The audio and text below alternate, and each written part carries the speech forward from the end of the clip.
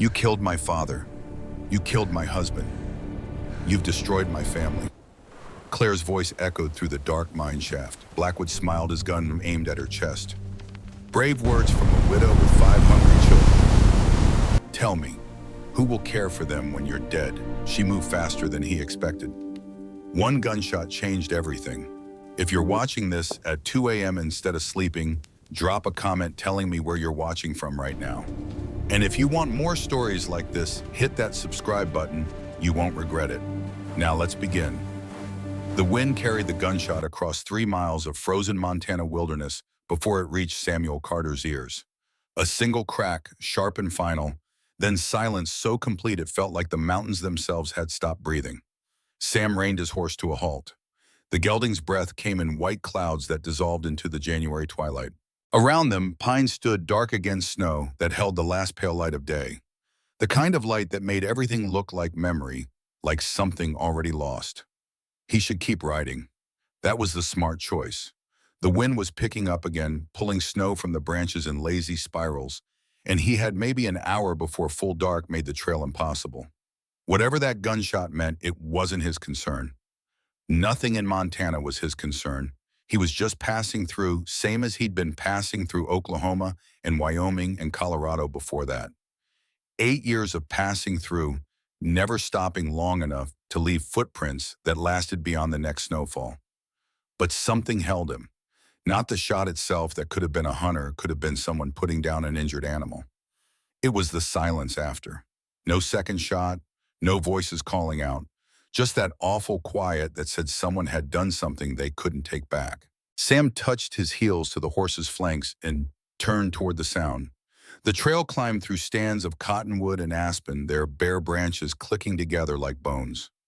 Snow had drifted deep in places, forcing him to dismount and lead the horse through. His boots broke through the crust with each step, and the cold worked its way up through the worn leather, through wool socks that had seen better winters. By the time he crested the ridge, the last light was bleeding out of the sky, leaving everything the blue-gray color of gunmetal. That's when he saw the body. The man lay face down in the snow, 20 yards off the trail, one arm thrown out, the other tucked beneath him. Dark stains spread from under his chest, black against white in the dying light. The snow around him was churned up boot prints and horse tracks overlapping, heading north along a game trail that disappeared into the timber. Sam approached slowly, his right hand loose near the Colt on his hip. The body was fresh, the blood still liquid in places where it had pooled. He knelt, rolled the man onto his back. Mid-30s beard, frosted with voice eyes open and already filming over. The bullet had taken him in the upper back, punched clean through. Exit wound the size of a silver dollar in his chest. No way that was an accident. The man's coat pockets held the usual things. A folding knife, $3 in paper money, tobacco pouch. In the inside pocket, wrapped in oilcloth to keep it dry, Sam found a letter. The paper crackled as he unfolded it, and he had to hold it close to read in the fading light. The handwriting was a woman's, careful and educated. My dearest Robert, the children ask for you every night. Emma helps me with the little ones, but she's only 9 and should not have to carry such weight. Thomas tries to be brave. The baby coughs terribly. Please, if you find help in Hebron, send word. We are nearly out of flour. I do not write this to burden you, only to say we wait for you. We believe in you. Come home safe. Your loving wife, Claire. Sam read it twice. Looked at the dead man at the wedding band on his left hand, at the way his beard had been recently trimmed, probably by that same careful hand that wrote the letter. Robert. Husband. Father of how many? The letter mentioned Emma Thomas, a baby. At least 3 children, maybe more. He folded the letter, tucked it back in the oilcloth. The dead man's eyes stared up at nothing. Sam reached over and closed them. The smart thing would be to ride to Hebron, find the law, report a body. Let them handle it. Let them ride out to some cabin and tell a woman named Claire that her husband wasn't coming home. Sam could be in Wyoming by week's end, Colorado, by the month's end, somewhere warm by spring. He could forget this trail, this body, that careful handwriting saying we believe in you. But he'd tried forgetting before. It didn't take. Sam stood, studied the tracks. 2 riders had come from the north, met Robert on the trail. There'd been words judging by how churned up the snow was. Then they'd shot him in the back as he tried to run. Clean murder, nothing accidental about it. The riders had headed back north after no attempt to hide what they'd done. The letter mentioned Hebron, said Robert was going there for help. Sam pulled out his own map, traced the trails with a finger going numb from cold. If Robert had left from somewhere north of here, heading for Hebron to the south, and made it this far before someone stopped him, that meant his cabin was maybe 5 miles back the way the killers had come. 5 mile. A woman and at least 3 children waiting for a man who would never arrive. Waiting through tonight, tomorrow, the day after. How long before they gave up hope? How long before they ran out of flour, out of firewood, out of time? Sam looked at the body one more time, at the wedding band, at the hands that had probably held his children, touched his wife's face, promised to come home safe. He muttered a curse that came out white in the frozen air, climbed back on his horse, and turned north.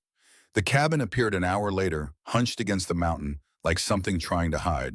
No smoke rose from the chimney, no light showed in the windows. Just a small, dark box slowly disappearing under fresh snow.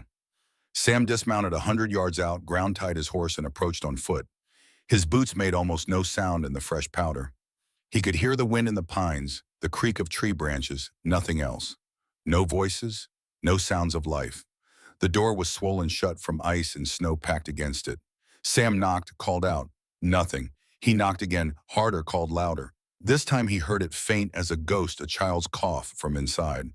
He put his shoulder to the door. The frame cracked, ice shattered, and the door swung inward on leather hinges that screamed in protest. The cold inside felt worse than outside, if that was possible. The kind of cold that lived in your lungs that made your teeth ache.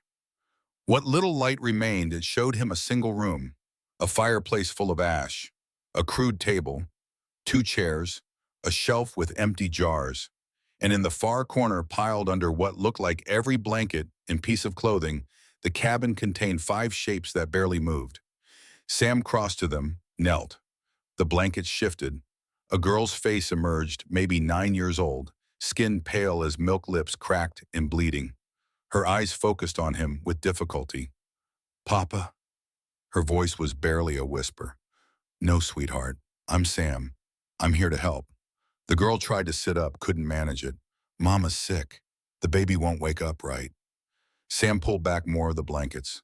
A woman lay there unconscious or close to it. Late 20s, maybe 30. Dark hair matted with sweat despite the cold. Next to her, 3 more children. A boy around 7, 2 smaller ones, maybe 3 and 5. And in the woman's arms, wrapped in what looked like a baptism gown, an infant whose lips had gone the color of old bruises. The smart thing, the right thing would be to check them all, assess who needed help most. But Sam had seen that color before on his own son's lips years ago when he'd pulled Daniel from the burning cabin. He knew what it meant.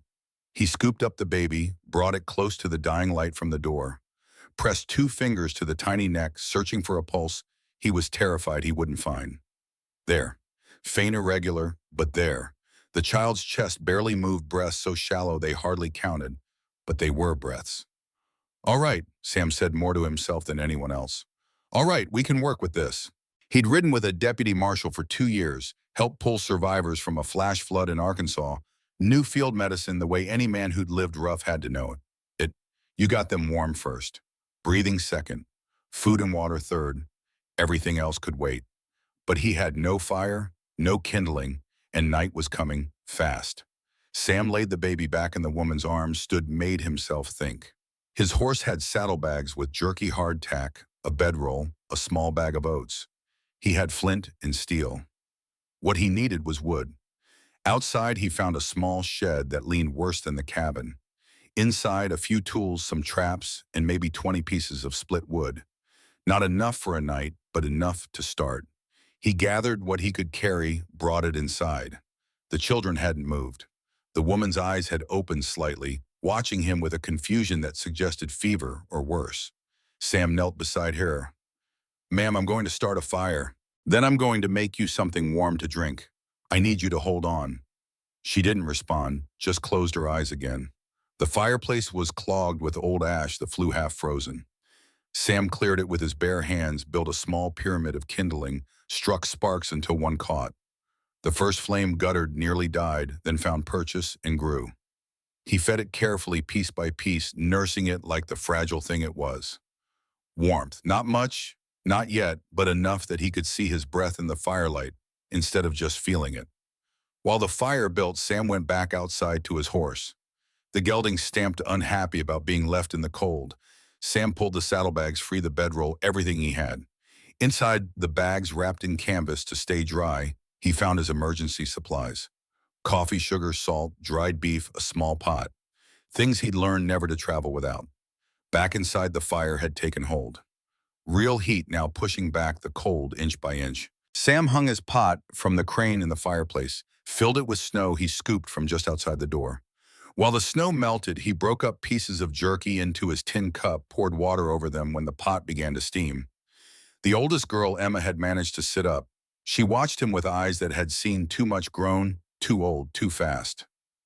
"Are you real?" she asked. "Last time I checked. I thought maybe you were a dream. Or dead. We thought we might be dead." "You're not dead, just cold and hungry. We're going to fix that." The broth in his cup was thin, barely more than flavored water, but it was warm and had salt and protein. Sam brought it to the woman first, lifted her head, pressed the cup to her lips. She drank without really waking, some animal instinct taking over. Not much, maybe a quarter of the cup, but enough. Next was the baby. Sam dripped liquid onto his finger, touched it to the infant's lips. The baby's mouth worked, swallowed. He did it again and again, patient as time. After 5 minutes, some color had started to return to those lips. After 10, the baby's eyes opened, unfocused but alive. He divided the rest among the other children. The boy Thomas drank like he'd been lost in the desert. The younger ones took longer, had to be coaxed, but they managed. Emma drank last in small sips, never taking her eyes off Sam. "Where's my papa?" she asked when the cup was empty. Sam had been expecting this question, had been dreading it. In his experience, there were two kinds of lies. The kind you told because the truth would hurt worse than the lie, and the kind you told because you didn't have the courage for honesty. He'd told both kinds in his life, regretted most of them. Why? But sitting there in that frozen cabin, looking at a 9-year-old girl who'd probably spent the last week keeping her siblings alive while her mother faded, Sam couldn't find it in himself to add more weight to shoulders that already carried too much. "I don't know, sweetheart. I was riding through, saw your cabin didn't have smoke from the chimney. Thought I should check." It wasn't quite a lie, just not the whole truth.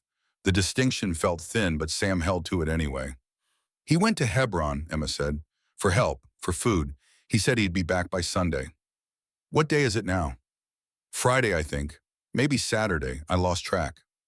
So Robert had been gone 6, maybe 7 days, long enough to reach Hebron and back twice over in decent weather. But the weather hadn't been decent. Sam had seen the drifts, knew how treacherous the trails could get. A man could get lost, could hole up somewhere waiting for the storm to pass. Could be delayed for all kinds of reasons that had nothing to do with killers on a frozen trail. Except Sam knew better. He'd seen the body, seen the bullet wound, seen how Robert had died running. "Your mama," Sam said. "How long has she been like this?" 3 days, maybe 4. She kept getting up, trying to do things, then she'd fall. Yesterday, she stopped getting up. 3 or 4 days unconscious. That was bad. Could be fever, could be exposure, could be 100 things, none of them good. Sam checked her pulse, her breathing. Both steady enough, if weak. Her skin felt hot to the touch, despite the cold. "Definitely fever." "We need more wood," he said. "A lot more. And I need to look around, see what you have here." Emia nodded toward the corner. "There's a root cellar, under the boards. Papa dug it before winter, but there's hardly anything left. Some turnips. They might be frozen." Sam found the trap door, lifted it. The cellar below was barely 5 feet deep, just enough to keep vegetables from freezing solid. In the dim light from the fire, he could make out maybe a dozen turnips, shriveled and soft. Some potatoes that had sprouted eyes. A jar of something that might have been preserves once. Not enough to feed 5 people for a week. Barely enough for a day. He climbed back up, replaced the trap door. The cabin had one window shuttered from outside.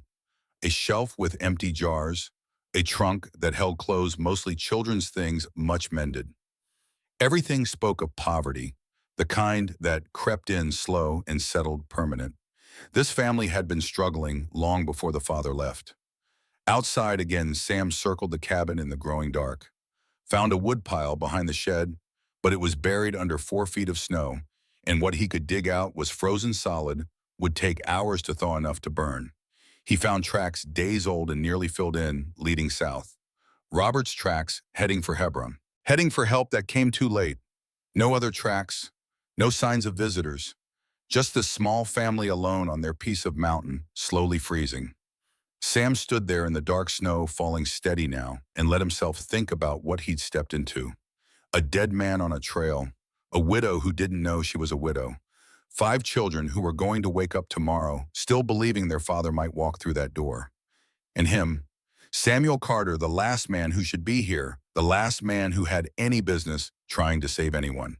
8 years ago, he'd been a deputy in Oklahoma Territory, had a wife, Sarah, a son, Daniel, just 2 years old. They'd lived in a small cabin outside of Guthrie, nothing fancy, but it was theirs. Sam had been investigating a gang that had robbed a railroad payroll, killed 2 guards in the process. Good work, important work. The kind of work that made him feel like he mattered. He'd been gone 3 days following leads when it happened. Came home to find the cabin reduced to ash and blackened timbers. Found Sarah and Daniel inside, or what was left of them. The marshal had called it an accident, said the stove must have failed, sparked a fire. But Sarah had been careful, always careful. And there were details that didn't add up. Tracks in the mud that looked like multiple horses. The door jammed shut from outside. A smell that wasn't quite right for an accidental fire. Before Sam could investigate properly, the gang he'd been chasing disappeared.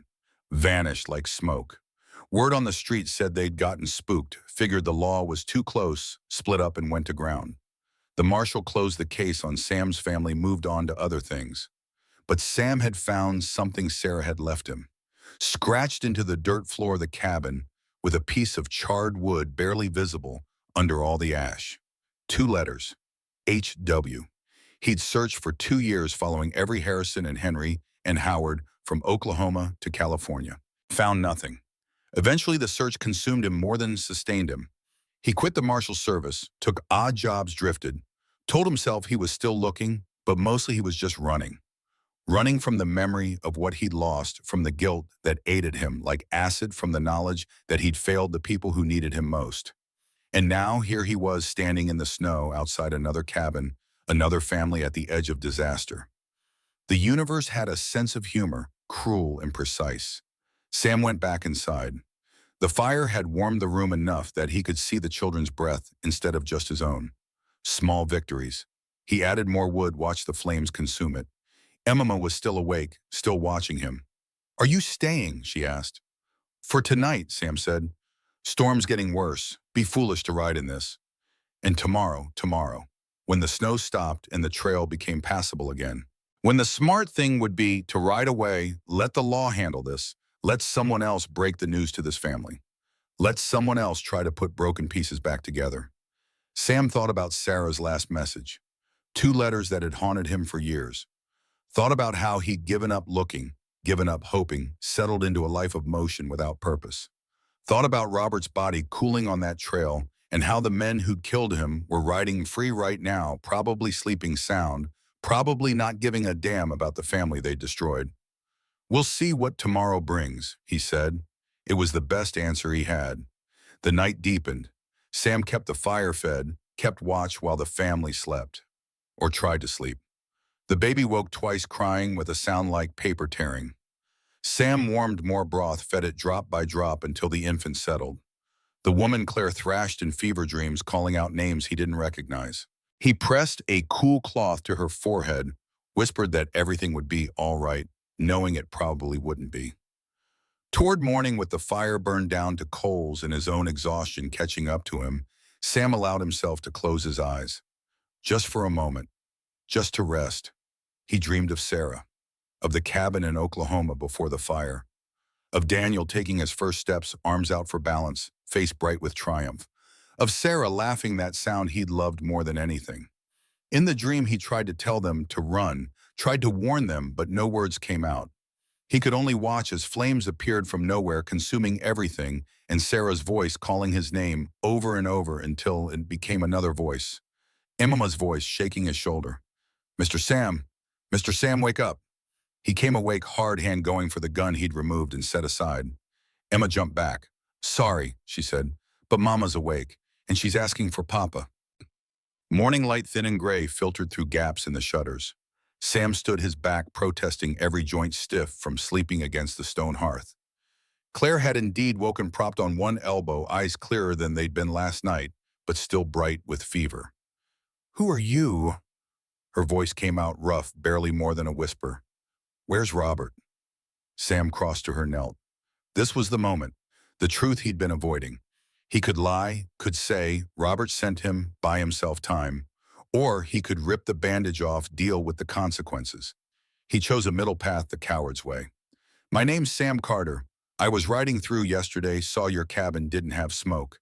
Came to check on you." "Robert," she said again. "My husband. Did you see him on the trail?" The way she asked, the desperate hope in those fever-bright eyes, made something twist in Sam's chest. He shook his head.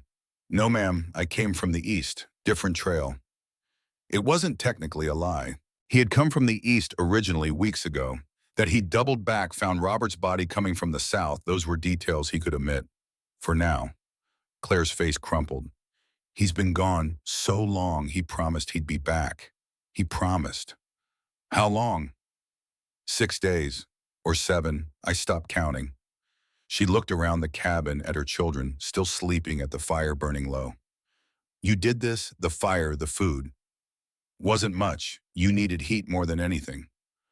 "We were dying." She said it simple, matter of fact, the way you'd comment on the weather.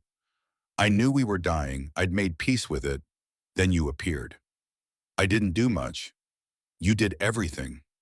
She tried to sit up, further failed, fell back. "I don't understand why you're here. Men don't just appear in snowstorms to save strangers." Sam fed another piece of wood to the fire, buying time to think. She was right, of course. Men didn't do that. But he'd spent 8 years running from responsibility, from connection, from anything that might require him to care. Maybe it was time to run towards something, and instead. "I was heading north," he said. "Storm caught me. Your cabin was shelter." "You're lying." No accusation in it, just observation. "Or not telling everything. I can tell the difference." Sam met her eyes, saw intelligence there, and strength, the kind that came from surviving things that should have broken you. This was not a woman who needed protecting from truth, even hard truth. But neither was it time for the whole truth, not yet. Not until he understood what was happening here, who had killed Robert, and why. "Your husband," Sam said. "He went to Hebron for supplies." Claire nodded. "And to ask for help. We'd written letters. The town council, the church. No one answered. Robert said he'd go in person, make them understand." She laughed bitter, as if understanding ever fed children. "Did he have enemies? Anyone who'd want to hurt him?" Her eyes sharpened. "Why are you asking that?" "Just trying to understand the situation." "The situation is we're broke. We're starving. And my husband is a week overdue from a 3-day trip." She paused, studied Sam's face. "You know something about Robert. Tell me." This was it, the moment truth demanded its due. Sam could feel the weight of it pressing down like the snow on the roof. Tell her now, rip the bandage off. Or keep lying, keep digging himself deeper into a hole he might never climb out of. He chose the lie. God help him, he chose the lie. "I don't know anything about your husband, ma'am. I'm sorry." Claire held his gaze for a long moment. Then she nodded, but Sam could see she didn't believe him. She just didn't have strength left to push. "The children," she said instead. "Are they well?" "Cold and hungry, but they'll live. Your daughter Emma, she's been taking care of them, taking care of you. She's strong." "Ooh, strong. Children shouldn't have to be that strong." Claire's eyes drifted shut. "I need to get up. There's work to do." "You need to rest. Let me handle the work." "You're a stranger. Why would you do that?" "Because I failed my own family. Because I've spent 8 years running and I'm tired. Because maybe, just maybe, if I can save you, it'll mean something." "Because it's the right thing," Sam said instead. Claire's eyes opened again, searching his face for something. Whatever she found there, it must have satisfied her, because she nodded once and closed her eyes. Sam stood, stretched, muscles that screamed protest. The cabin felt warmer now, almost livable. The children were beginning to stir. Emma sat up first, then Thomas, then the younger ones. The baby made soft sounds, not quite crying, but not content either. I'm hungry, Thomas said. Then remembering manners added, please. Sam checked his supplies. Enough jerky and hardtack for maybe one more meal if he stretched it. After that, they'd be down to turnips and hope. He needed to hunt, needed to find more food, but he couldn't leave them unprotected. Not knowing that Robert's killers were out there somewhere. The thought brought him up short. Robert's killers. He'd been thinking of them as random, violence, opportunistic murder. But what if they weren't? What if they'd specifically targeted Robert? And if so, why Sam crossed to where Robert's coat hung on a peg by the door? He'd brought it from the body last night along with Robert's boots and belt. In daylight, he could see the coat better. Well made once, but patched and repatched. The pockets held what Sam had already found: knife money, tobacco. But there was an inside pocket he had missed in the dark. He found it now sewn into the lining. Inside a piece of paper folded small. He pulled it out, unfolded it carefully. It was a telegram dated 3 weeks ago, from Helena. The message was brief. Silver assay, complete, stop. Vein confirmed, 50,000 value. Stop, meet Blackwood. January 15, stop, details to follow. Sam read it 3 times. Silver assay, $50,000. A meeting with someone named Blackwood on January 15th. That would have been 5 days ago, right around when Robert left for Hebron. $50,000. That changed everything. Emma appeared at his elbow, silent as a ghost. What's that? Sam folded the telegram, tucked it away. Just a letter. About Papa. The girl missed nothing. Sam made a decision. Yes, about your Papa. Emma, I need to ask you something. Did your father ever talk about silver? About a mine? Emma's face went carefully blank, the way children's faces do when they've been told to keep secrets. I'm not supposed to say. I'm trying to help your family, but I need to know what's going on. The girl chewed her lip, thinking. Finally, she said, Papa told Mama it was going to save us. The silver. That we wouldn't be poor anymore. But she told him not to get his hopes up. That men like us don't get saved. Did he say where the silver was? Coulter's Ridge. That's where Grandpa died, in the mine. Papa said it belonged to us now, to Mama, because Grandpa left it to her when he passed. But there wasn't any money in it then. Just rocks. She paused. Is that why Papa hasn't come home? Because of the silver out of the mouths of children? Sam looked down at this 9-year-old girl who'd already figured out more than most adults would have. I don't know, sweetheart, but I'm going to find out. The day passed in necessary work. Sam checked his horse, fed it from the small amount of oats he carried. He dug out what he could from the woodpile, brought it inside to thaw. He checked the root cellar again, pulled up the turnips and potatoes found. They were better than he'd thought. Not good, but edible. Claire slept most of the day, waking only to feed the baby. The fever had broken, leaving her weak as water. Sam made thin soup from the turnips, forced her to eat. She managed a few spoonfuls before exhaustion claimed her again.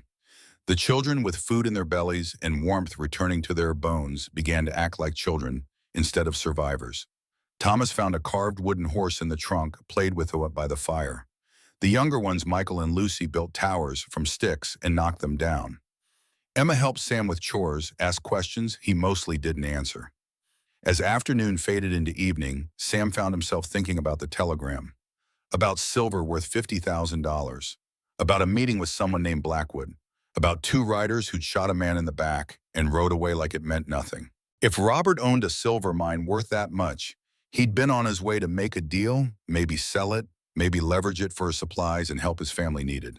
Someone had stopped him, which meant someone knew about the silver, knew about the meeting, and didn't want it to happen. Blackwood. The name meant nothing to Sam, but he filed it away. Tomorrow, if the weather cleared, he'd ride to Hebron, ask questions. Maybe find the law, though. In his experience, the law in these territories was often more interested in money than justice. Maybe Robert had learned that the hard way. Night fell again. Sam built up the fire, settled in for another long watch. But this time, when exhaustion tugged at him, he fought it off. He had too many questions, too many pieces that didn't fit. And somewhere out there, 2 killers were probably wondering if anyone had found the body yet, wondering if they needed to cover their tracks. Around midnight, with everyone else asleep, Sam pulled out the telegram again. Read it by firelight. 50,000, a fortune, enough to kill for, enough to die for. He thought about Sarah's message. HW. 2 letters scratched in ash. 8 years of searching, that led nowhere. And now another family in danger, another mystery to unravel. Maybe it was coincidence. Maybe the universe just had a type when it came to testing Samuel Carter. Or maybe, just maybe, there was a connection he couldn't see yet. Sam folded the telegram, tucked it away. Tomorrow he'd start finding answers. Tonight he'd keep watch, keep this family safe. Because whatever else he'd failed at in his life, whatever else haunted him, he wouldn't fail them. He wouldn't let history repeat itself. Outside, the wind picked up, howling through the pines like something alive and hungry. Inside, the fire burned steady, holding back the dark. And Sam Carter, drifter and failed protector, sat between them and waited for morning. Morning came with silence. Not the silence of death, but something gentler. The wind had stopped, and through the gaps in the shutters, Sam could see pale light that spoke of clear sky. The storm had passed. Claire was awake when he opened his eyes, sitting up against the wall with the baby in her arms. She looked stronger, though still pale, still weak.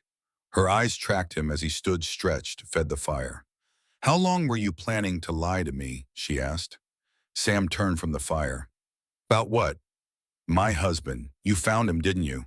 That's why you came here, not because of smoke or shelter or any of the stories you've been telling." There it was. The reckoning Sam had known was coming. He could keep lying, pile one deception on another until the whole structure collapsed.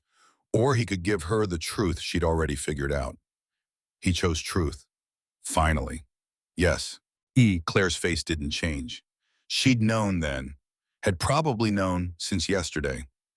"Is he dead?" "Yes." "How?" "Shot. In the back. On the trail south of here, maybe 3 miles. Sam moved closer slowly, the way you'd approach a spooked horse. "I'm sorry." "Don't be sorry. Tell me what happened." So he did. Told her about the gunshot, about finding Robert's body, about the 2 riders whose tracks headed north. About the letter in Robert's pocket, the one that had led Sam here. He didn't mention the telegram yet. That was a complication that could wait. Claire listened without interrupting, her face a mask Sam couldn't read. When he finished, she was quiet for a long time. The baby stirred in her arms, made soft sounds. She rocked him automatically, emotions so practiced it was almost unconscious. "You should have told me right away," she said finally. "Probably. Why didn't you?" Sam sat down across from her, kept his distance. "Because you were dying. Your children were dying. I figured the truth could wait until you were strong enough to hear it. And now you're strong enough." She almost smiled at that. Almost. "You don't know me well enough to judge my strength, Mr. Carter. I know you kept 5 children alive through a week of winter with no food and no heat. I know you're sitting up now when yesterday you couldn't lift your head. That's enough to judge by." Claire looked down at the baby, touched his small face with one finger. "Emma," she called softly. "Come here, sweetheart." Emma emerged from the pile of blankets where the other children still slept. She came to her mother's shade and Claire put an arm around her. "Mr. Carter has something to tell you. About your papa. I want you to listen, and then I want you to be strong. Can you do that?" Emma nodded, though her face had already gone pale. Children knew. They always knew when the world was about to break. Sam told her simpler this time, fewer details. Her father had died on the trail. He'd been killed. Sam had found him and come here to help. Emma listened, her face very still. When Sam finished, she said, "Did it hurt?" Of all the questions Sam had expected, that wasn't one. He thought about the bullet wound, about how fast it must have been. "No," he lied. "It was quick."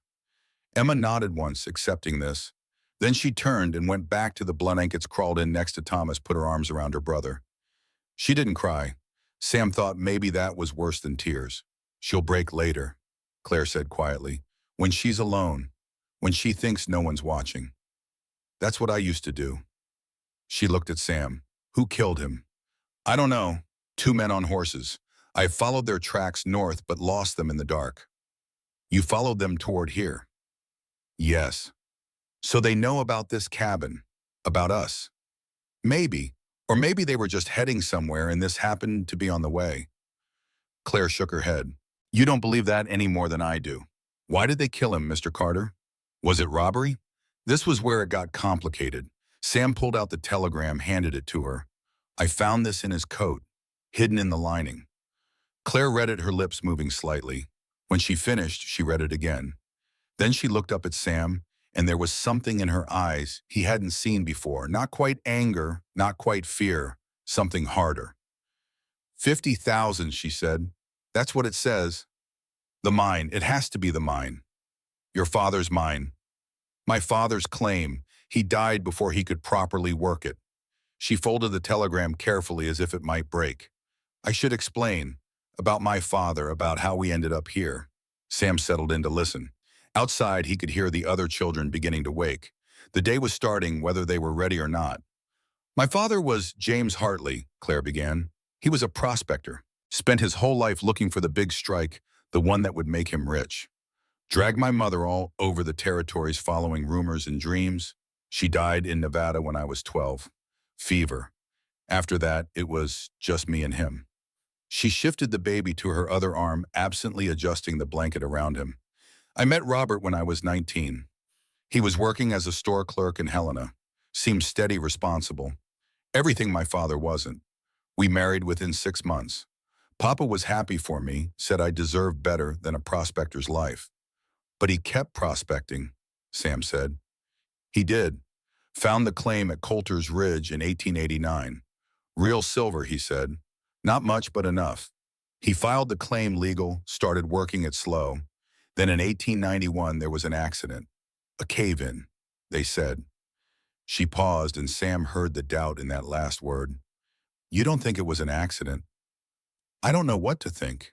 They never found his body. The mine was unstable, they said. Too dangerous to dig. They declared him dead after 3 days, buried in an empty coffin. Claire looked at the telegram in her hands. The claim passed to me. I was his only heir. Robert wanted to sell it, but I couldn't. It was all I had left of Papa. So you kept it? We did. For 6 years, we paid the yearly fees to keep the claim active, even though we had no money to work it. Robert would go up there sometimes, bring back samples. Nothing promising. Until 3 months ago. She stood shakier than Sam would have liked, but determined. Crossed to the trunk in the corner, opened it, pulled out a small cloth bag. Inside, rocks. She handed one to Sam. Even in the dim cabin light, he could see the silver veining through the stone. Not surface silver either. Deep vein, the kind that meant real money. Robert took samples to Helena, Claire said. Had them assayed. That's when he got the telegram. She took the rock back, weighed it in her hand. $50,000. Can you imagine? We'd never seen $100 all at once, let alone 50,000. He was going to sell. He was going to negotiate. Meet with this Blackwood person, see what kind of deal he could make. He needed money immediately for supplies for the debt, but he didn't want to sell outright if he could help it. Wanted to see if maybe we could work the mine ourselves, keep more of the profit. Sam thought about the 2 riders, the bullet in Robert's back. Someone didn't want that meeting to happen. You think Blackwood killed him or had him killed? I don't know, maybe. Or maybe someone else found out about the silver, decided to take their own shot at it. He stood, moved to the window, looked out at the day. Clear sky, bright sun on snow. Good riding weather. I need to go to Helena, ask questions, find out who this Blackwood is, and leave us here alone. If whoever killed Robert knows about the claim, knows about us. She didn't finish the sentence. Didn't need to. They both knew what happened to inconvenient witnesses and rightful owners when money was involved. You could come with me, Sam said. All of you, safer than staying here. Claire looked at her children. Emma and Thomas were up now, Thomas playing with his wooden horse, Emma watching the adults with that too-old awareness. The younger one still slept, exhausted from days of hunger and cold. The baby's too weak, Claire said, and I'm not strong enough yet to ride, let alone ride while carrying him. We'd slow you down, get you killed. She was right, though Sam hated admitting it. Then I'll leave you my rifle. Extra ammunition. You know how to shoot. Papa taught me when I was young. I'm not a great shot, but I can manage. Keep the door barred. Don't open it for anyone except me. I'll be back in 4 days, 5 at most. Helena's a full day's ride, and I'll need time to ask questions. And if you're not, it was a fair question. Sam thought about it, about all the ways this could go wrong. If I'm not back in 4 days, take the children and head south to Hebron. Find the marshal, tell him everything. Give him this. He pulled out the telegram, handed it to her. It's not proof, but it's something. Claire took it, tucked it into her dress. Why are you doing this? Really doing this? You could have reported the body and ridden on. None of this is your problem. Sam looked at her, this woman who'd survived poverty and abuse and the slow death of dreams, who'd kept her children alive through force of will, who looked at him now with eyes that demanded honesty. Because 8 years ago I had a family, he said, a wife, a son, someone killed them, burned down our cabin while I was away working. I spent 2 years looking for who did it, found nothing, gave up, started drifting. He paused, choosing his words carefully. Your husband died because I wasn't there to stop it. I can't change that. But maybe I can stop whoever killed him from finishing what they started. Claire studied his face for a long moment. What was her name? Your wife is Sarah. And your son, Daniel. He was 2. I'm sorry, Mr. Carter. Sam, and I'm sorry too, for your husband, for your children, for all of this. Robert wasn't a good man, Claire said quietly. He drank, he had a temper. There are bruises on my arms that are his doing, not the cold's. She held up a hand before Sam could respond. I'm not saying he deserved to die. No one deserves that. But I won't pretend our marriage was something it wasn't. I won't make him a saint now that he's gone. The honesty of it took Sam off guard. Most widows he'd known either canonized or vilified their dead husbands. Claire did neither, just stated facts, let them stand. He was going to Hebron for help, she continued. That part was true, but he was also going because he'd gotten in a fight with me the night before he left. About the mine, about money, about everything. He said I was never satisfied, never grateful for what he provided. I said if this was provision, I'd rather starve. We said ugly things, and then he left, and those ugly things are the last words we spoke to each other. She looked down at the baby in her arms, this child who would never remember his father. So when you ask why I'm not crying, why I'm not falling apart, that's why. I grieved this marriage a long time ago. I'll grieve for my children, for what they've lost. But for myself, she shook her head. I just feel tired, and maybe underneath the tired a little bit relieved. Does that make me a terrible person? It makes you honest, Sam said. Outside, a bird called the first Sam had heard in days. Spring was coming slow but certain. The world would thaw, life would return, but first there were questions to answer and debts to settle. Sam spent the rest of the morning preparing to leave. He showed Claire how to load the rifle, how to brace it against her shoulder to manage the kick. She practiced aiming at knots in the cabin wall until he was satisfied she could hit what she pointed at. He brought in more wood enough for 3 days if they were careful. Showed Emma how to set snares for rabbits, how to read tracks in the snow. The girl learned fast, asked smart questions. Sam could see why she kept everyone alive. Thomas followed Sam everywhere, firing questions like bullets. How far to Helena? How fast could horses run? Had Sam ever shot anyone? That last one stopped Sam cold. Why do you ask? Because Papa said sometimes men have to do hard things. I wondered if you were that kind of man. Sam knelt to the boy's level. I've done hard things, and yes, I've shot people. When I had to. When there was no other choice. It's not something to be proud of. It's just sometimes necessary. Will you have to shoot the men who killed Papa? I don't know, maybe. Maybe not. Depends on if they give me another choice. Thomas nodded, accepting in this. Emma says you're going to save us. Are you children in their terrible, beautiful honesty? Sam wanted to promise, yes, wanted to tell this boy that everything would be fine, that he'd make it all better. But he'd learned the hard way that promises were dangerous things. I'm going to try, he said instead. That's all I can promise. To try. Mama says trying is what matters. Your mama's smart. By early afternoon, Sam was packed and ready. He'd leave most of his supplies with the family travel light, just ammunition, jerky, and the clothes on his back. His horse was rested, fed, ready for the ride. Claire walked him to the door, the baby still in her arms. Be careful, she said. Always am. That's a lie. You rode into a snowstorm to check on strangers. You don't know how to be careful. She wasn't wrong. Sam smiled, touched the baby's head gently. What's his name? I just realized I never asked. Benjamin. We call him Benny. Benny, good name. Sam looked at Claire. I will come back. That's not a promise. That's a fact. Facts can be wrong. Not this one. He mounted his horse, turned it south. Behind him, he heard Emma's voice calling goodbye, heard Thomas shouting something about being brave. He didn't look back. Looking back made leaving harder. The trail to Helena wound through country. Sam was starting to know.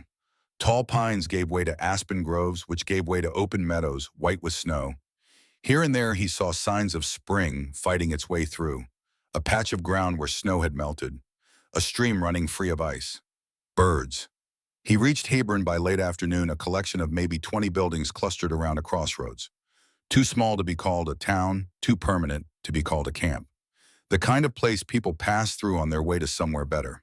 Sam found the general store first, tied his horse outside. The bell above the door chimed as he entered. Inside smelled of coffee and tobacco and dry goods. A man behind the counter looked up from his ledger. "Help you, information," Sam said. "I'm looking for someone, Silas Blackwood. Know him?" The storekeeper's face closed up like a door slamming. "Might. Depends why you're asking." "Business." "What kind of business?" Sam pulled out a silver dollar, set it on the counter. "The paying kind." The man looked at the coin, looked at Sam, made his calculation. The coin disappeared into his pocket. "Blackwood's out of Helena. Big man there. Owns mining interests, freight companies, probably half the politicians. If you're looking to do business with him, you'd better have something worth his time." "Silver mine worth 50,000. That enough?" The storekeeper whistled low. "That'd do it, though you'd want to be careful. Blackwood's not known for fairness in his dealings. Men who negotiate with him tend to come out worse than they went in."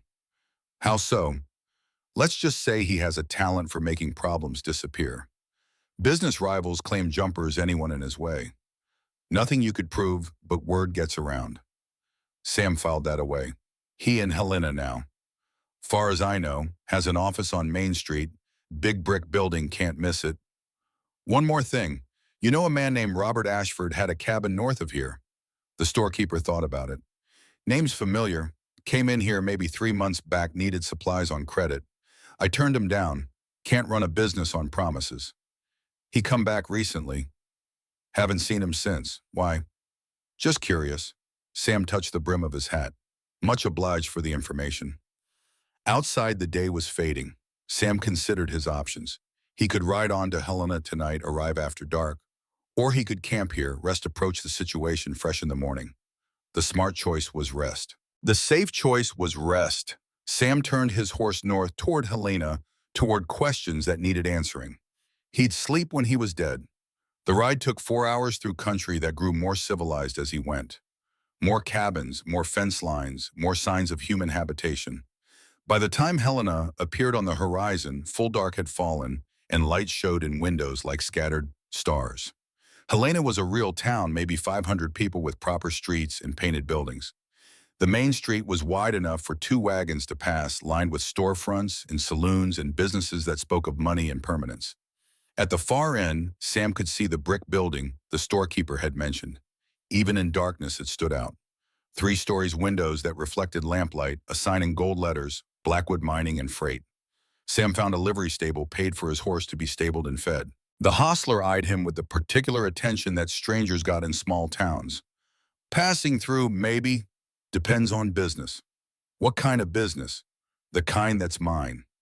The hostler grunted, led the horse away. Sam shouldered his saddlebags, walked back into the street.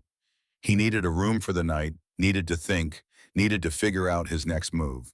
But first he wanted to see this Blackwood with his own eyes. The building was locked for the night, but light showed in the upper windows. Sam stood across the street watching. After maybe 10 minutes, a shadow moved behind one of the windows. A man, tall and broad-shouldered, pacing back and forth. Too far away to see details, but Sam filed away the impression. Big man, restless man, dangerous man. A voice spoke from behind him, admiring the architecture. Sam turned. The man who'd appeared was maybe 50, wearing a marshal's star on his vest and a Colt on his hip. Gray hair, weathered face, eyes that had seen most things worth seeing and weren't impressed by much anymore. "Just getting my bearings," Sam said. "Name's Davies, town marshal. And you are Sam Carter. You here for Blackwood? Why would you think that?" Because you're standing in front of his building at 8 o'clock at night, looking up at his windows like you're planning something. Either you want to work for him or you want to kill him. I'm guessing work since killing him would be stupid, and you don't strike me as stupid. Sam smiled despite himself. You always this direct. Saves time. So which is it? Neither. I'm looking into something. Blackwood's name came up. Thought I'd learn what I could. Davy studied him for a long moment. You know, I had a deputy once, out in Oklahoma territory. Young man, good instincts, terrible poker player. Named Carter, Sam Carter. Got himself in trouble investigating a railroad gang, then disappeared when his family died. The marshal's eyes narrowed. You wouldn't be that Sam Carter, would you? Sam felt his pulse quicken. Might be. Thought you were dead. Rumor was you put a bullet in your brain after the fire. Rumors are often wrong. So they are. Davies gestured to a nearby saloon. Buy you a drink. We should talk. Sam followed him into the saloon, a place called the Lucky Dollar. It was half full, mostly miners and freight workers drowning their day in cheap whiskey. Davies found a corner table, signaled for 2 glasses. When they were seated, whiskey poured, Davies raised his glass. To not being dead. I'll drink to that. The whiskey burned, going down, settled warm in Sam's stomach. Davies leaned back in his chair, relaxed but watchful. So what really brings you to Helena, Sam Carter?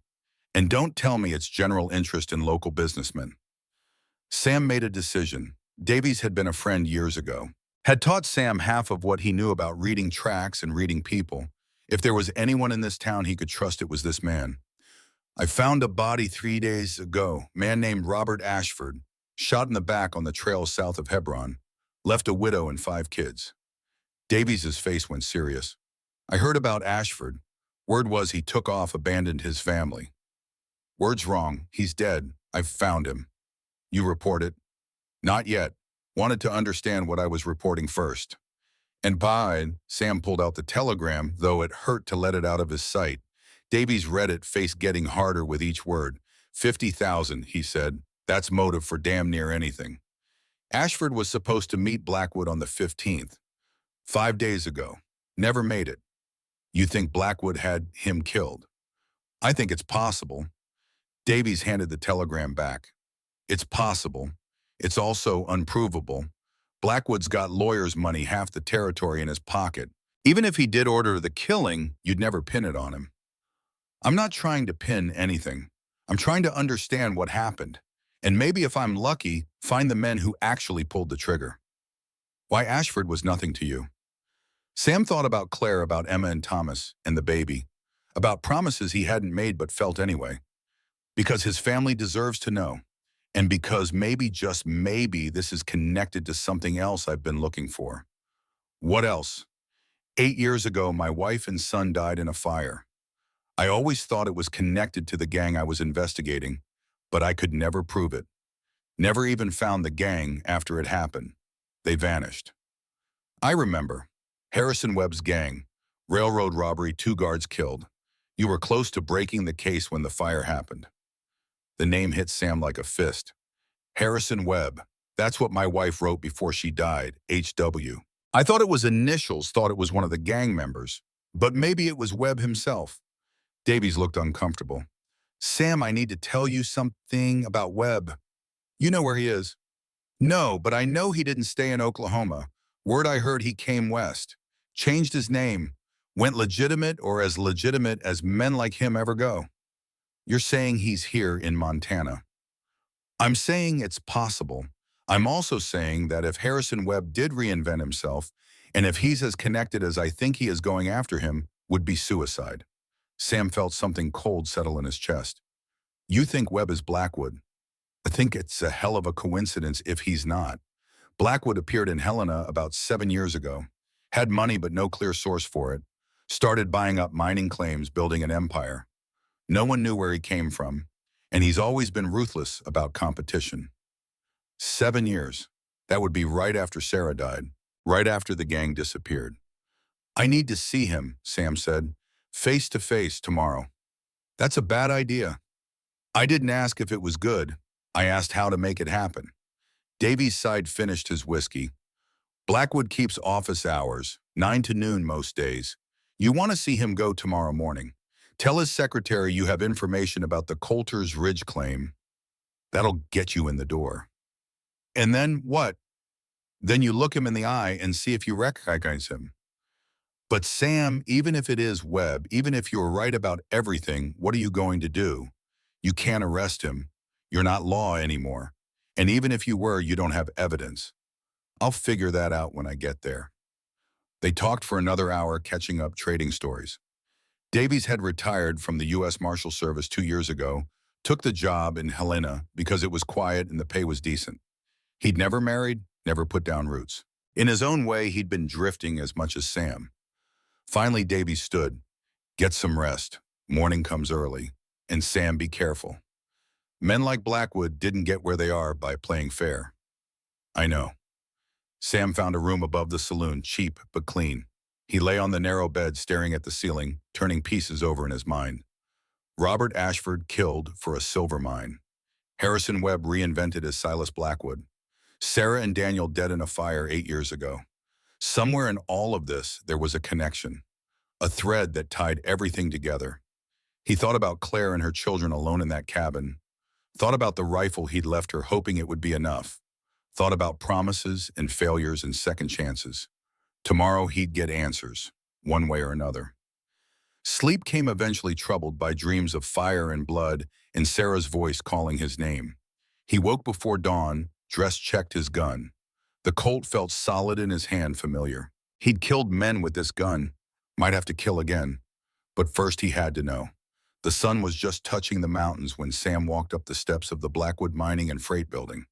The door was unlocked, the foyer empty except for a desk where a severe-looking woman sat shuffling papers. I need to see Mr. Blackwood, Sam said. Do you have an appointment?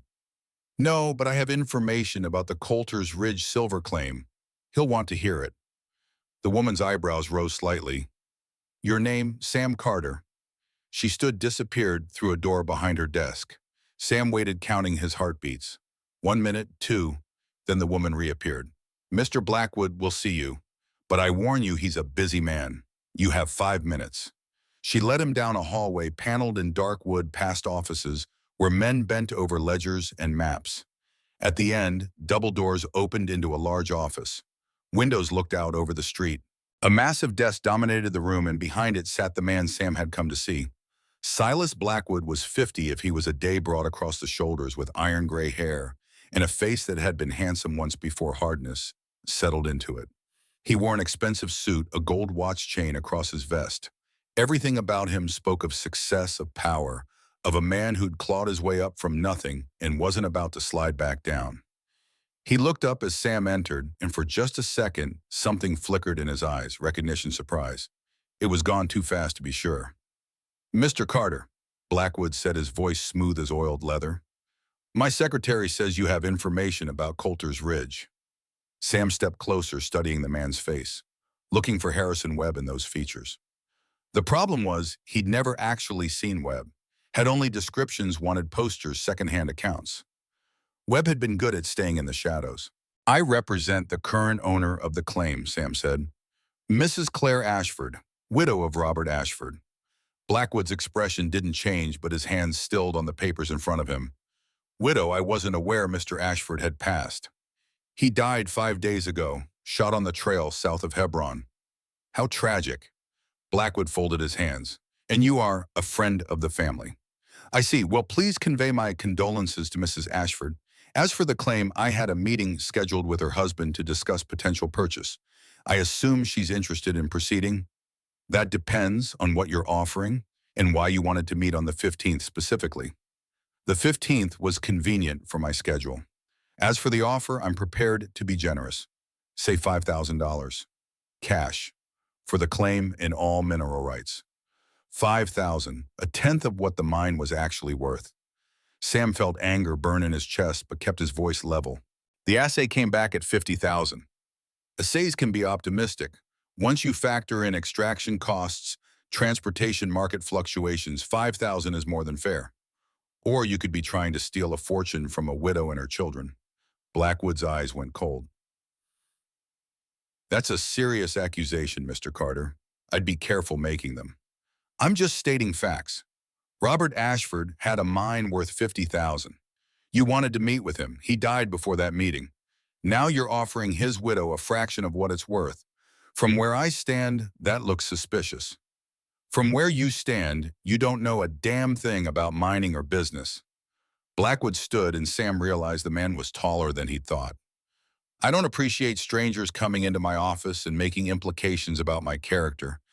The offer is 5,000. Mrs. Ashford has 1 week to accept or reject. After that, the offer is withdrawn.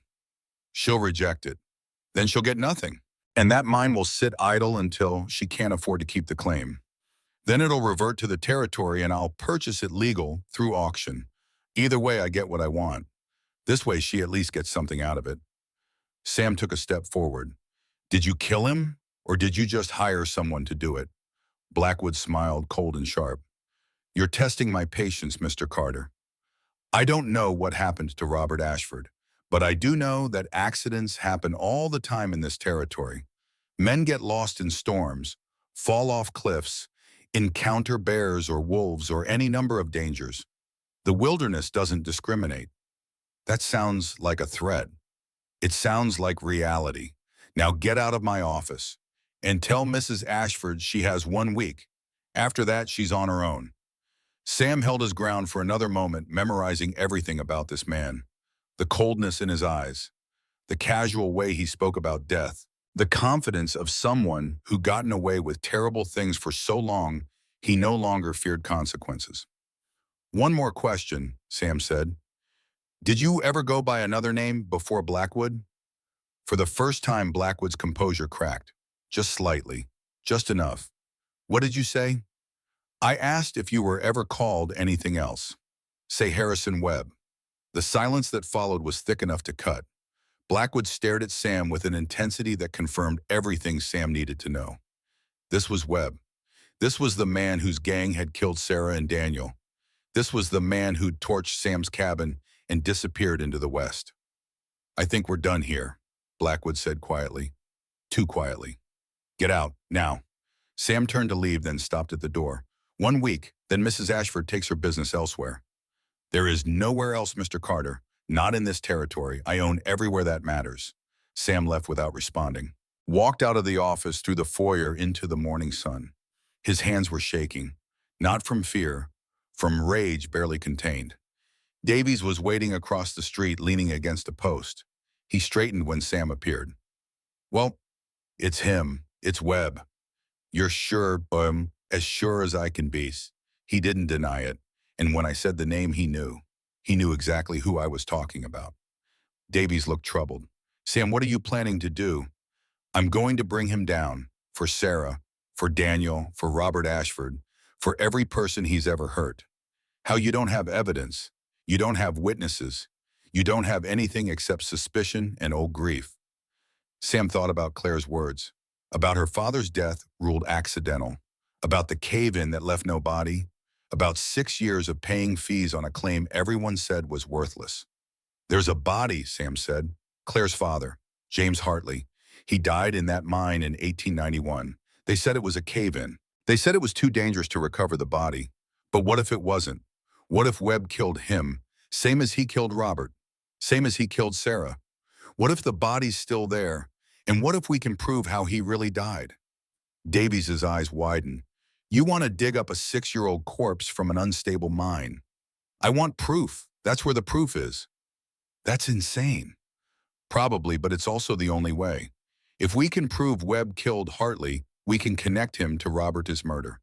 And maybe if we're lucky, we can find something that ties him to Oklahoma, to the gang, to my family. Davies was quiet for a long time thinking. Finally, he said, I must be getting old because I'm actually considering this. You and Trish, I'm in. But we're going to need help, and we're going to need to be smart about it. Because if Webb figures out what we're doing, we'll both end up in graves next to Hartley. They spent the rest of the morning planning. Davies had contacts, people who owed him favors. He could get men who could be trusted. They'd need mining equipment, lights, rope. They'd need to move fast before Webb realized what they were up to. But first, Sam needed to check on Claire and the children. He'd been gone almost 2 days. Time to head back, make sure they were safe, tell Claire what he'd learned. He left Helena at noon riding hard, made Hebron by evening push through the night. By the time the cabin appeared in the distance, dawn was breaking and Sam was running on coffee and determination. He approached cautiously, watching for signs of trouble. But everything looked quiet. Smoke rose from the chimney, the door was closed. No tracks in the snow except his own from 2 days ago drifted over, but still visible. Sam dismounted, called out, "Claire, it's Sam!" The door opened. Claire stood there, rifle in her hands, finger off the trigger, but ready. When she saw it was really him, her shoulders dropped with relief. "You came back." "Said I would." Men say a lot of things. But she was smiling, and Sam realized he'd been worried about that smile, about whether he'd see it again. Inside, the children rushed him like he'd been gone a year instead of 2 days. Emma hugged his waist. Thomas peppered him with questions. Even the baby seemed happy, reaching out with small hands. "I found him," Sam said when they'd settled. "Blackwood. He's in Helena. And Claire, I think he's someone else. Someone I've been looking for a long time." He told her everything. About Webb, about the gang, about Sarah and Daniel, about the suspicion that Webb had killed her father, about the plan to go into the mine, find proof. Claire listened without interrupting. When he finished, she was quiet for a long time. "It's dangerous," she said finally. "Yes." "You could die." "Yes. But if you succeed, we'd have proof. We could stop him, keep him from hurting anyone else." "That's the idea." Claire looked at her children, then back at Sam. "When do we leave?" "We. You don't think I'm staying here while you dig up my father, do you? That mine is on my claim. I know the layout better than anyone. You will need me. It's too dangerous, and someone needs to stay with the children." "Emma can stay with them. She's done it before. She can do it again." Emma, listening from across the room, nodded. "I can, Mama. I'll keep everyone safe." Sam wanted to argue, wanted to insist Claire stay behind where it was safe. But looking at her face, at the determination there, he knew she'd made up her mind. And truthfully, she was right. They needed someone who knew the mine. "All right," he said, "but we do this my way. You follow my lead, and if I say run, you run." "Understood." "Understood." They spent that day preparing. Sam rested, recovered from the ride. Claire showed him maps of the mine sketches her father had made. Tunnel 3 was the deepest, the most dangerous. That's where the cave-in had supposedly happened. That's where they'd find James Hartley, if he was there to be found. That evening, as the children slept, Sam and Claire sat by the fire. She was mending a shirt, he was cleaning his gun. Comfortable silence between them. "Thank you," Claire said suddenly. "For what?" "For caring, for coming back, for not giving up on us." She set down her mending. "Most men would have ridden away the first chance they got." "I'm not most men." "No, you're not." She looked at him, really looked at him. "When this is over, when Blackwood's finished and the mine is resolved, what will you do?" "Keep drifting." Sam hadn't thought that far ahead. For 8 years, drifting had been all he knew. But sitting here in this warm cabin with children sleeping nearby and this woman looking at him like he mattered, drifting felt less appealing than it used to. "I don't know," he said honestly. "Haven't figured that part out yet."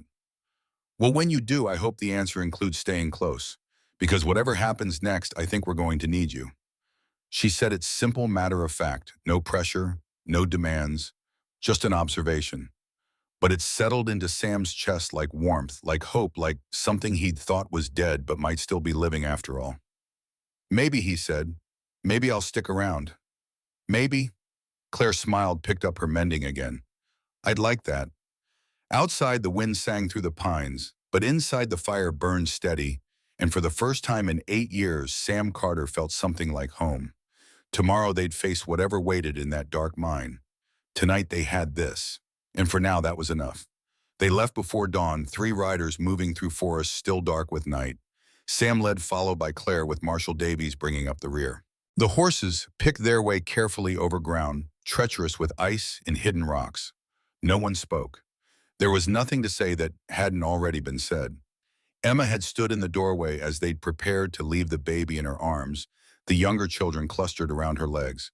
She'd looked so small, standing there, so impossibly young to be carrying such weight. But her chin had been up, her eyes steady.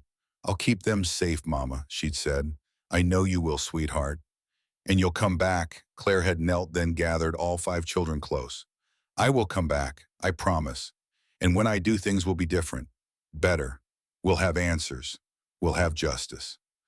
Now, 3 hours later, as the sun finally broke over the mountains and turned the snow to blazing white, Sam thought about that promise, about how easy it was to make promises and how hard to keep them, about all the ways this could go wrong.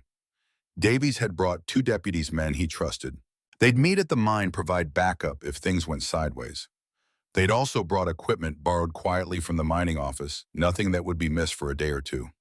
Rope lamps, a cart for hauling rock if they needed to dig, tools for the kind of work nobody wanted to think about.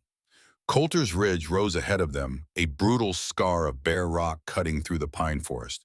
The mine entrance was a black mouth in the mountainside timbers, framing it like broken teeth. Snow had drifted against the opening, and icicles hung from the support beams like prison bars. Sam dismounted, studied the entrance.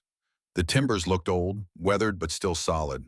Someone had been here since the supposed cave-in. Recently, judging by marks in the snow that weren't quite drifted over. Blackwood, Davies said, coming up beside him. He must have men checking the claim, making sure nobody else gets ideas. How long ago? Day, maybe 2, we should be clear.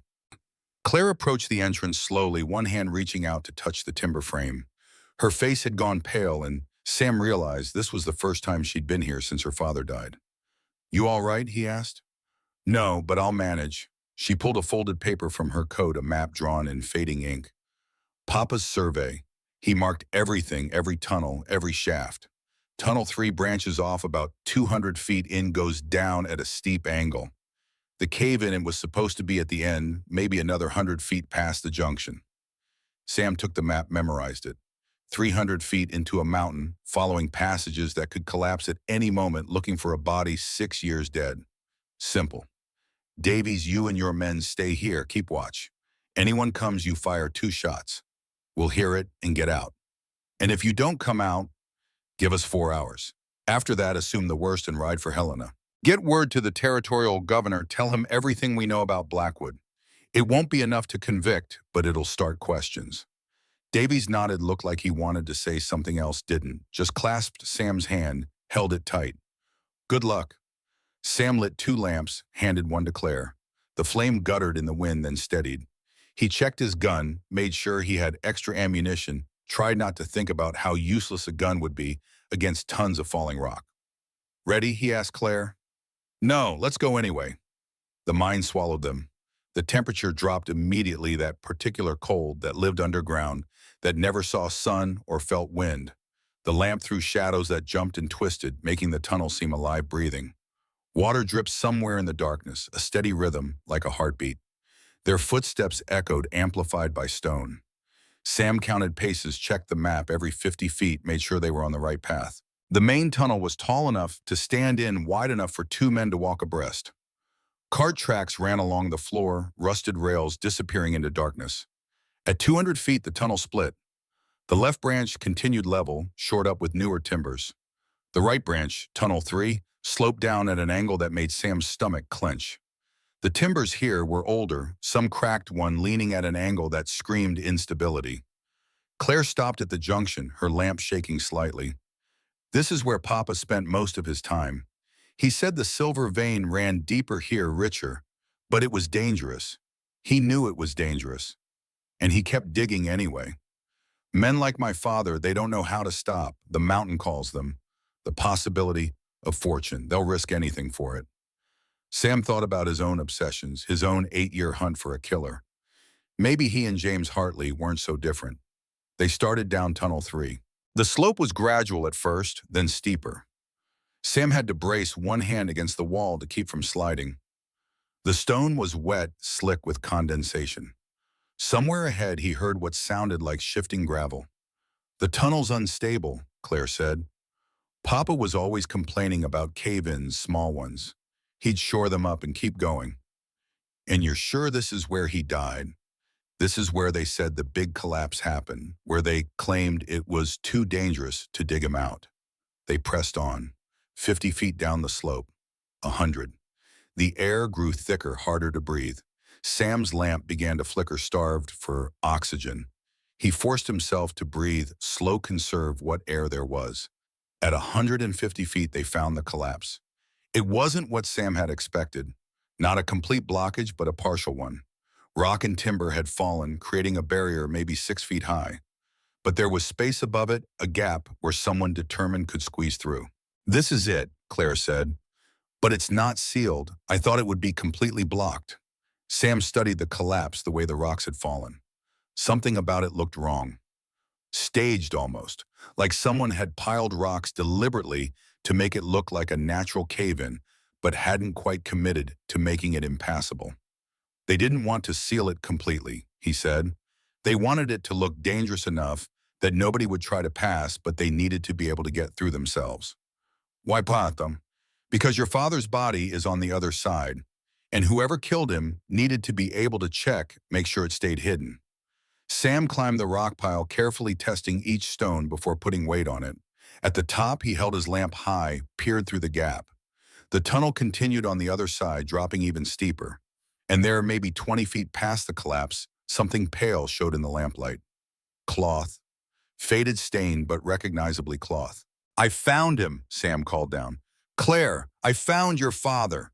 He heard her sharp intake of breath, heard her start to climb. He reached down, helped her up. Together they squeezed through the gap, slid down the other side. Approached the shape Sam had seen. James Hartley lay crumpled against the tunnel wall, one arm thrown out as if reaching for something. 6 years had reduced him to bones and scraps of clothing, but he was unmistakably dead, unmistakably human. His skull showed a massive fracture above the right ear, the kind of damage that didn't come from falling rocks. Claire made a sound halfway between a choke and a gasp. Sam put a hand on her shoulder, steady but not restraining. "I'm sorry," he said. "Don't be. I knew he was dead. I've known for 6 years." She knelt beside the remains, touched the skeletal hand gently. But knowing and seeing are different things. Sam examined the body, the position, the fracture. He didn't die in a collapse. Someone hit him from behind, caved in his skull. Then they dragged him down here, set up the rock pile to make it look like an accident. Blackwood. Or Webb, depending on what name he was using then. Your father found silver worth a fortune. Webb wanted it, so he killed him, took the claim, has been sitting on it for 6 years, waiting for the right moment to cash in. Claire stood, wiped her eyes. "We need to bring him out, get him properly buried. But first we need proof. Proof that this wasn't an accident." Sam thought about the skull fracture, about how to prove it came from murder and not falling rock. He wasn't a doctor, wasn't a forensic expert, but Davies would know people who were. If they could get the body to Helena, have it examined properly, maybe they would have their proof. He was about to suggest this when he heard it, distant but distinct. 2 gunshots echoing down from the surface. Davies' warning. Someone was coming. "We need to move," Sam said. "Now." They scrambled back up the rock pile, Claire going first. Sam took one last look at James Hartley's remains, made a silent promise to come back to do this right. Then he followed Claire through the gap. They'd made it maybe 50 feet back up the slope when they heard voices from above. Men's voices, at least 3, maybe more. Heavy footsteps. The scrape of boots on stone. Sam pulled Claire against the tunnel wall, extinguished his lamp. She did the same. Darkness swallowed them, absolute and terrifying. The voices grew louder, closer. Boss said they'd be in Tunnel 3. Caught the marshal and his boys sniffing around topside. Figured Carter would try something stupid. How'd Blackwood know? Had a man watching the Ashford cabin. Saw Carter and the widow leave this morning, sent word. Blackwood's been expecting this.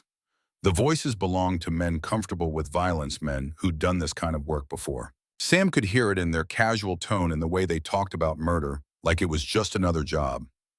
Light appeared around the bend above them. Lamplight bouncing off stone. Sam counted shadows. 3 men, maybe 4. All armed, judging by the metallic sounds of guns being checked. They were trapped. The collapse blocked retreat. The men blocked escape. And any second now, those lights would reach far enough down the slope to reveal 2 people trying very hard to be invisible.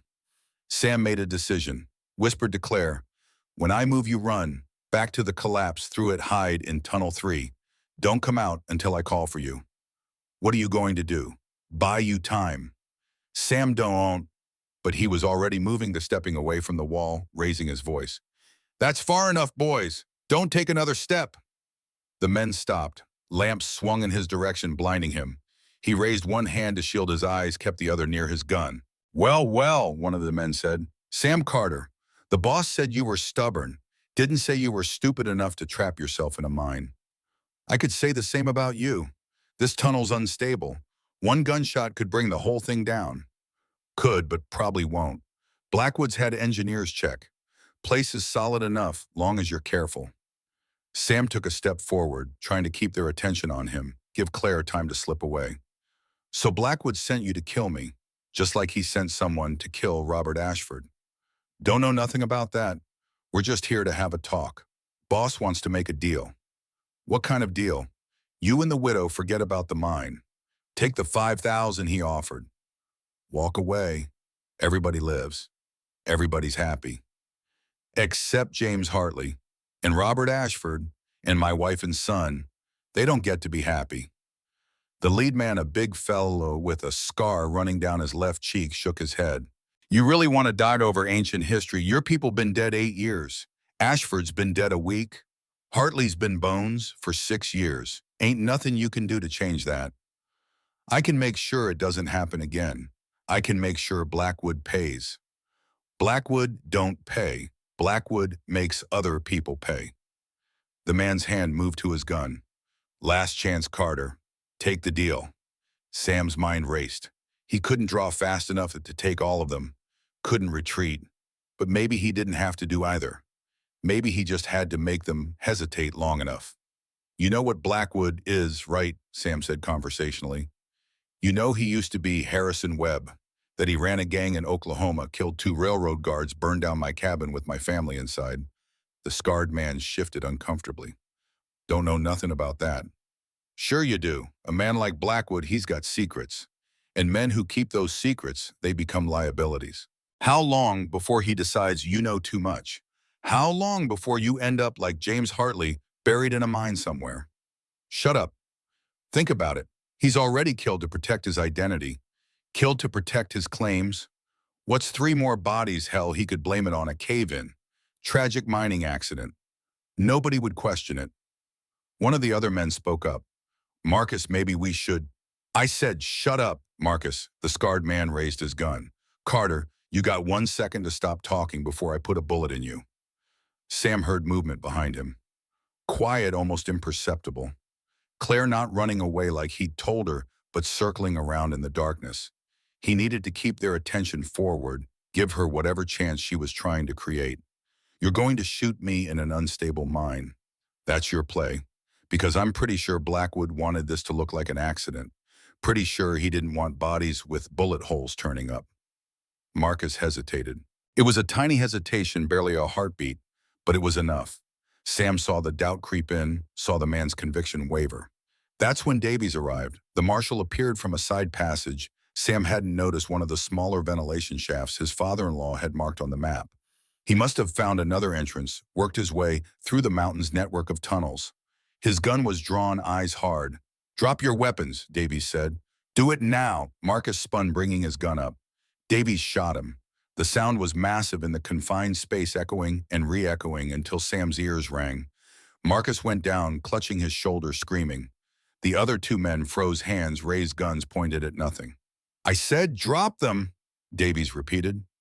The guns clattered to the stone floor. Davies kicked them away, kept his weapon trained on the standing men. "Sam, you all right?" "Fine, Claire. Here." She emerged from the shadows to Sam's left, and he realized she'd been positioning herself for an ambush if needed. This woman, this widow who'd survived poverty and abuse and slow starvation, had been ready to fight 3 armed men to save him. "We need to move," Davies said. "Blackwood's coming himself. He's got maybe 10 men with him, be here in 20 minutes. My deputies are trying to slow them down, but it won't be enough."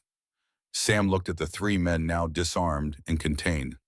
"What about them?" "Leave them. They're not worth dying for."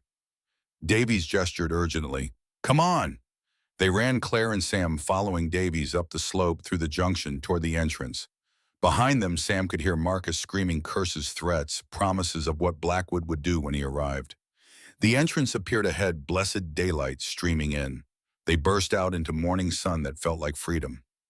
Davies's two deputies waited with the horses, both looking nervous. Blackwood, Davies asked. 5 minutes out, maybe less.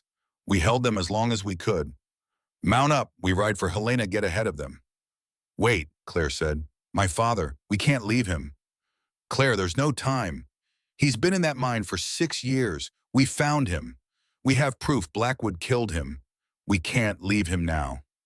Sam looked at Davies, at the deputies at the trail that led away from the mine. They had maybe 3 minutes before Blackwood arrived with overwhelming force. 3 minutes to make a choice. I'll get him, all on him, Sam said. The rest of you ride. I'll catch up. Sam, that's suicide, Davies said. It's justice. Claire's right. We don't leave him. Then I'm coming with you, Claire said. No, he's my father. I'm coming. There was no time to argue. Sam grabbed a rope from the equipment pile, turned back to the mine entrance. Claire was beside him, had grabbed a lamp, was already moving. They ran down the tunnel, Claire leading, now knowing the way by heart. 200 feet to the junction, down the slope of Tunnel 3, over the rock pile through the gap. James Hartley lay where they'd left him, patient as only the dead can be. Sam wrapped the skeletal remains in a blanket from the equipment pile, secured it with rope. It weighed almost nothing, just bones and the memory of a man. I'm sorry, Papa, Claire whispered. I'm so sorry I left you here so long. They climbed back over the collapse, started up the slope. Sam carried the bundled remains, Claire carried the lamp. Behind them, deeper in the mine, Sam thought he heard something. The mountain settling, maybe, or maybe just his imagination. They'd made it halfway up when they heard horses, multiple horses arriving at the entrance, voices shouting. Blackwood's voice loud and commanding. Search the mine, I want Carter alive if possible. The woman too. Kill anyone else.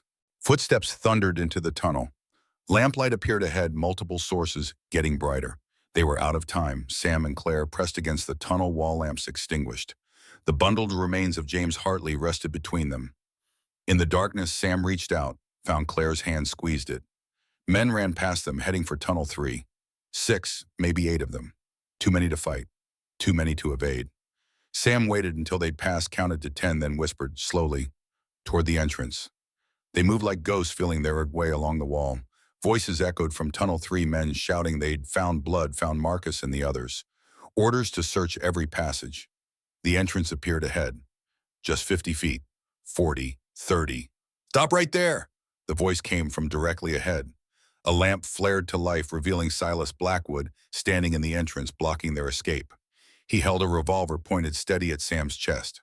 Mr. Carter, Mrs. Ashford, how nice of you to save me the trouble of hunting through that maze. Blackwood's eyes dropped to the bundles Sam carried. And you brought me a present. How thoughtful. That's James Hartley, Sam said. The man you murdered 6 years ago? I have no idea what you're talking about. That's just bones. Could be anyone. Could be a prospector who got lost, died of exposure. Tragic, but hardly evidence of murder. The skull's fractured. Forensic examination will prove it. Will it? By whom? A territorial doctor who owes me money. A judge I have dinner with twice a month. Blackwood smiled. You really don't understand how this works, do you? I own this territory. Every lawman, every official, every person who matters. You can't touch me. Claire stepped forward. You killed my father. You killed my husband. You have destroyed my family. I don't care who you own. I don't care how much power you have. I will see you hang. Brave words from a widow with 5 hungry children. Tell me, Mrs. Ashford, how will those children eat when you're dead? Who will care for them? Your eldest daughter, she's what, 9, 10, thinks she can keep them all alive. It was the wrong thing to say. Sam saw Claire's face change, saw something cold and final settle into her eyes. My children, she said quietly, are stronger than you'll ever be, and they'll survive this. They'll survive you. She moved fast, faster than Sam would have thought possible. Threw the lamp she'd been holding directly at Blackwood's face. He jerked back the gun, swinging wide. Sam dropped the bundled remains, drew his Colt, fired. The bullet took Blackwood in the shoulder, spun him around. He dropped his gun, clutched the wound, staggered. Sam kicked the dropped weapon away, kept his own trained on the fallen man. Behind them, shouts from the tunnel, men running, coming back toward the entrance. Sam grabbed Claire's hand, pulled her past Blackwood into the daylight. Davies was there with the horses, somehow still waiting. Thought I told you to ride, Sam said. Thought I told you this was suicide. Figured if you were going to die, might as well have company. Now mount up before those idiots figure out how to aim in the dark. They mounted Sam, still clutching the bundle of bones, Claire swinging into her saddle like she'd been born to it. Davies fired 2 shots back into the mine entrance, not aiming to kill, just to make men think twice about following. Then they were riding hard and fast down the mountain trail. Behind them, more shots, the whine of bullets passing too close. But the trail was narrow, the trees thick, and within minutes, they'd put enough distance that the shooting stopped. They rode for Helena, rode like the devil himself was chasing them. And maybe he was. By the time they reached Helena, afternoon had faded to evening. They went straight to Davies's office, secured the remains, sent for the territorial doctor. Davies posted deputies at every door, made sure no one could interfere. The doctor was an older man, competent and thorough. He examined James Hartley's skull by lamplight, measured the fracture, consulted medical texts. After an hour, he delivered his verdict. This man was struck from behind with a heavy object. Blunt force trauma consistent with murder, not accidental injury. The shape and depth of the fracture suggests something like a pickaxe or hammer.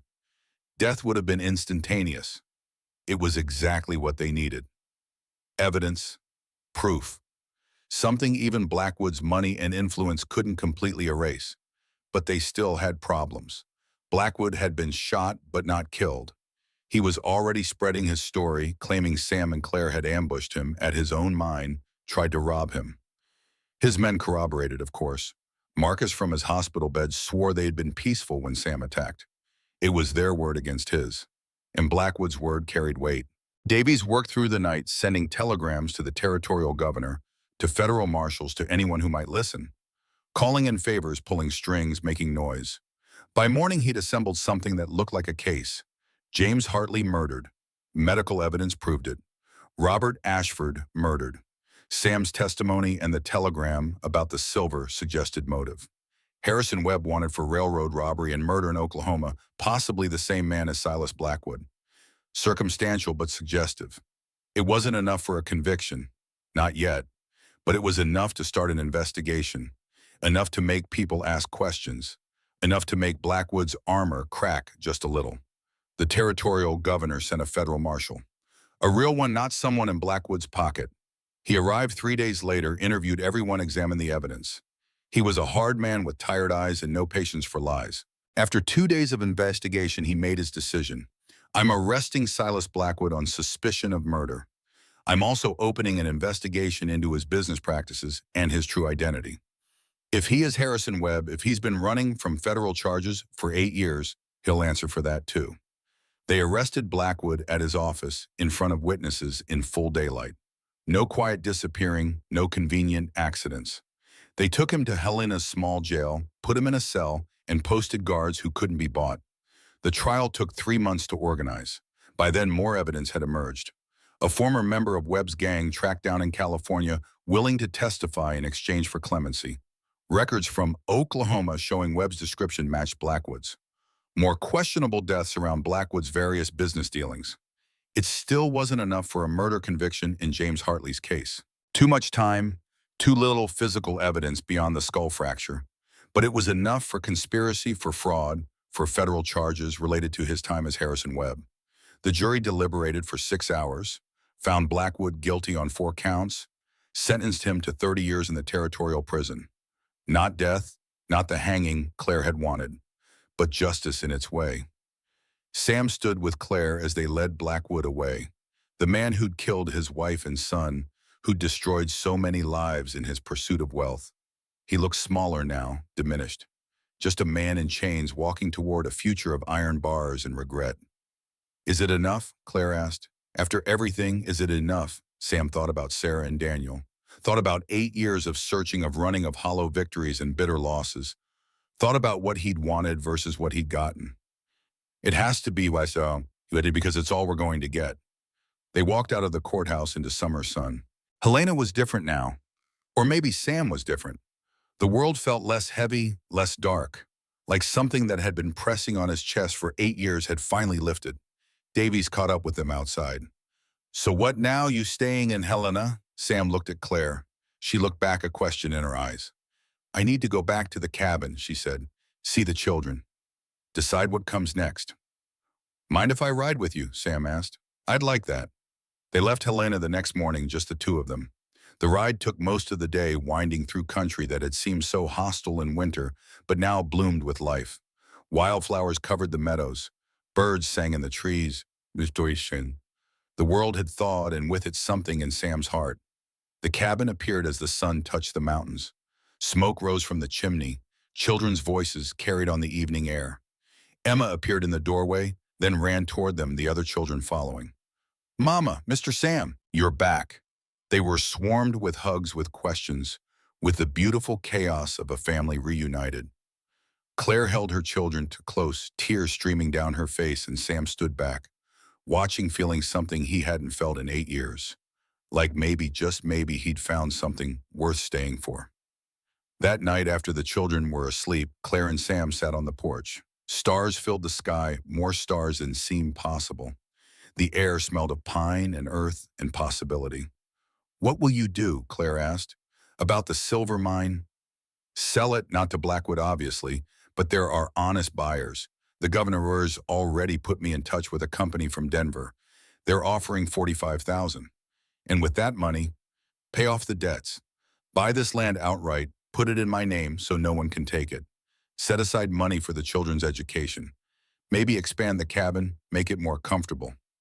She paused. And maybe if a certain drifter decided to stay, there'd be enough to make sure he had a place here too. Sam smiled. This drifter you're talking about, that he any good? Saved my life, saved my children's lives. Got justice for my father and my husband. I'd say he's more than good. Well, then maybe he should stop drifting. Put down roots. See what it's like to stay in one place for more than a few months. Claire reached over, took his hand. I'd like that. The children would like that. Emma's already asking when you're going to move in properly. Is that what we're calling it, moving in? For now, we'll see what it becomes later. They sat in comfortable silence, hands intertwined, watching the stars wheel overhead. Somewhere in the distance, a wolf howled, but it didn't sound threatening anymore, just alive like everything else. Sam thought about Sarah, about Daniel, about the 8 years he'd spent chasing ghosts. They'd always be part of him, always be in his heart. But maybe it was time to make room for something new, something living and real and present. Claire, he said, I don't know how to do this, the staying, the family, the being part of something. I'm going to mess it up. Probably, and I'm going to mess it up too, but maybe we can mess it up together. Together, Sam repeated. The word felt good, felt right. 6 months later, they were married. Claire had spent those months healing not just her body, but the parts of her that Robert's fists had bruised deeper than skin. Sam never pushed, never demanded. He simply stayed day after day, proving through patience what words couldn't. A simple ceremony at the cabin with Davies officiating and the children as witnesses. Emma cried, Thomas cheered, the younger ones didn't entirely understand but clapped anyway. Benny, now almost 2 and walking, carried the rings on a small pillow. Sam and Claire spoke their vows standing in the place where he'd first saved her life, where she'd first saved his. Promised to love and honor and cherish. Promised to face whatever came together. The silver mine sold for $48,000, more than anyone had expected. With that money, Claire bought the land surrounding their cabin, expanded the house, built a proper barn. She hired a tutor for the children, made sure they'd have opportunities she'd never had. Sam took a job with Davies working as a deputy marshal. Part-time at first, then full-time, when he proved he still had the instincts, still had the skills. He was good at it, good at helping people, at standing between danger and those who couldn't protect themselves. Emma grew up smart and strong, became a teacher like her mother had always dreamed of being. Thomas learned mining and business, eventually took over management of a new claim Claire purchased. The younger children grew healthy and happy, knowing nothing of the darkness that had almost claimed them. On winter nights when snow fell soft outside and the fire burned warm inside, he'd sometimes think about that day he'd heard the gunshot, about how close he'd come to riding past to leaving another family to die in the cold, about how one choice, one moment of conscience had changed everything. What are you thinking about? Claire would ask, seeing his faraway look. About how lucky I am. We're all lucky. You gave us a second chance. We gave you one too. And that was the truth of it. Salvation wasn't a one-way street. Sam had saved Claire and her children, but they'd saved him too. Pulled him back from the edge of endless drifting, gave him a reason to stop, to stay, to believe in tomorrow. Years later, when Emma asked him to tell the story of how he met her mother, Sam would start with the gunshot, with the choice to investigate instead of riding past. With the moment, everything changed. But he'd end with the cabin, with the family, with the life they'd built together from pieces that should have been too broken to repair. He'd end with hope, with love, with the understanding that sometimes the worst storms bring the most unexpected blessings. Outside, the Montana wind sang through the pines, but inside, surrounded by the people he'd chosen and who'd chosen him back, Sam Carter finally truly came home. The silver had brought them together. But it was love, fierce and hard-won, that kept them that way. And in a territory built on gold rushes and quick fortunes and temporary dreams, that permanence was worth more than any mine could ever yield. Sometimes late at night, Sam would go outside and look up at the stars. Think about Sarah and Daniel, about the life he'd lost. He'd whisper apologies and gratitudes, tell them about the new family that didn't replace them, but existed alongside them in his heart. And maybe it was imagination, maybe it was wind, but sometimes he swore he heard Sarah's voice whisper back, "Go on, love, be happy. That's all we ever wanted for you." So he did.